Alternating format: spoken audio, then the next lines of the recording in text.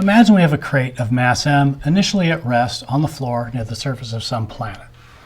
Imagine that the coefficients of static and kinetic friction between the floor and the crate are mu sub s and mu sub k respectively. Let's also imagine that we're pulling on the crate with a pulling force of magnitude F and direction theta above the horizontal.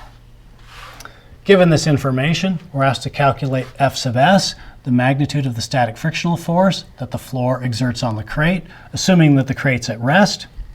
Next, given theta, we're asked to find the magnitude of the pulling force F needed to start the crate in motion to the right, assuming it was initially at rest. Now we're going to make an assumption here.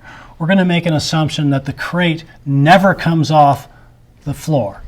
That assumption amounts to assuming that the vertical component of the pulling force is never greater than the magnitude of the downward gravitational force that the planet exerts on this crate.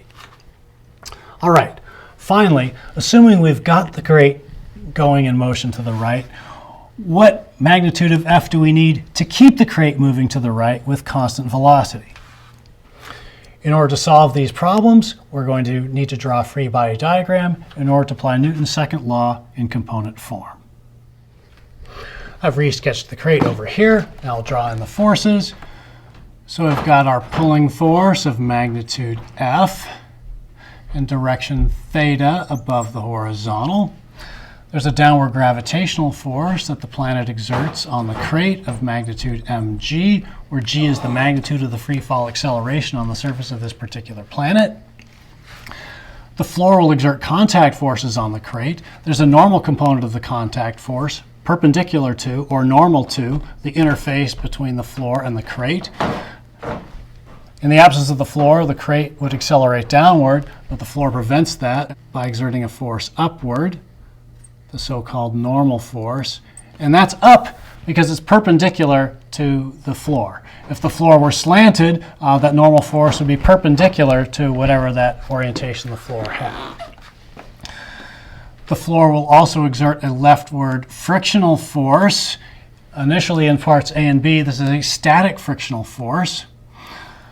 We're trying to pull the crate to the right. The floor is resisting with frictional force to the left. Static frictional force is less than or equal to mu sub s times the magnitude of the normal force. Now in part C, once the crate starts moving to the right, there'll no longer be a static frictional force. There'll be a kinetic frictional force. Kinetic frictional force opposes, or it's opposite the direction that the object is sliding. So I'll write that here. I can represent that with the same arrow, because when the object is sliding to the right, the kinetic frictional force will be to the left. So I can use the same arrow for this in part C, but I'll have a different magnitude, mu sub k times the magnitude of the normal force. All right, so that is our free body diagram. Now, to apply Newton's second law in component form, we need an appropriate coordinate system. So I'm going to take x to the right and y to be up. So I need to make sure that all the forces on my diagram are broken into components along those axes. This is good. It's in the negative y direction. That's in the negative x direction. This is in the positive y direction. Those are all good. But this is both in the positive, this is both in the x and y direction. So we need to break it up. I can imagine the magnitude as being the hypotenuse of a right triangle. The sides of the right triangle would be the components, in x and y components. So I could take the y component over here and have a right triangle this way. The x component is adjacent to this angle theta. So here I'll have f cosine theta. The side, if I put it over here, is opposite to theta. So this component will be f sine theta. And now I need to remember that these components replace this force. In my Newton's second law expression, in the x and y coordinates, I'll be using these in place of this. So now let's look at part A. We want to find the magnitude of the static frictional force that the floor exerts on the crate while the crate's at rest. Well, looking at our diagram, static frictional force is to the left. That's in the negative x direction. That suggests we should look at Newton's second law in the x component. So let's do that. Sum of the forces acting on the crate in the x direction equals the mass of the crate times its acceleration in the x direction. Now, the crate is not only at rest, it's not at rest for just an instant, it's remaining at rest. So its velocity is 0 and remains 0. So all its acceleration components are 0 when it's remaining at rest. Okay, so now we go to our diagram. In the positive x direction, we have f cosine theta. In the negative x direction, we have f sub s, so I'll write minus f sub s, and that will equal 0. So I can solve for f sub s, and I get that f sub s is f cosine theta. So f sub s is basically equal in magnitude to the horizontal component of the pulling force. So if we don't pull at all, there'll be no static frictional force. If I pull a little harder, we'll have stronger static frictional force. Pull a little harder still, have a greater static frictional force, and so on. The static frictional force will be whatever it needs to be to keep the crate from accelerating. Now, there's a limit to that. Static frictional force magnitude is less than or equal to mu sub s times f sub n. So there's a max. The maximum possible static frictional force, f sub s max, I can write it that way, is equal to mu sub s times f sub n. In general, this varies, but the maximum possible value it can have is with the equal sign. So when this horizontal component of the pulling force is greater than f sub s max, that's when the crate will break free and accelerate to the right. So that's one way we could attack part B. Another way we could attack part B is just going formally, looking at Newton's second law again, and writing it out formally. Here again is the x component of Newton's second law. In part B, we're looking for the magnitude of the pulling force that will take this crate from rest to having a rightward velocity, that is, from rest to having a positive velocity component in the x direction. That means to go from rest to having a positive x velocity, we need a positive x acceleration. So this quantity is positive. So looking at the sum of the forces in the x direction, we can plug in for those. We've got f cosine theta in the positive x direction, which we can put here. And we have the static frictional force in the negative x direction. In this case, we're going to have the maximum possible static frictional force. So we need minus this value, put it right here. And the sum of these forces in the x direction is greater than 0. Now, looking at this, this is just another statement of what I said earlier. F cosine theta, the horizontal component of the pulling force, has got to exceed the maximum possible static frictional force. And that's what that says right here.